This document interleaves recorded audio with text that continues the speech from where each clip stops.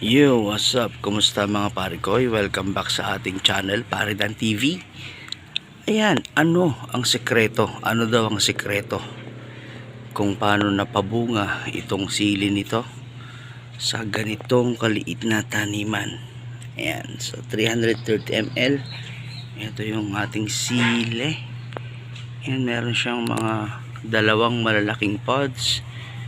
Ayan, hinihintay nating mahinog. At hindi lang yan, madami siyang kasunod. Yan, madami. Meron dyan, meron pa doon banda, this one, meron pang bago dito. Ito, ayan. So ayan, kita ba? Ayan. At madami pang bulaklak. Ayan, kung mapapansin nyo,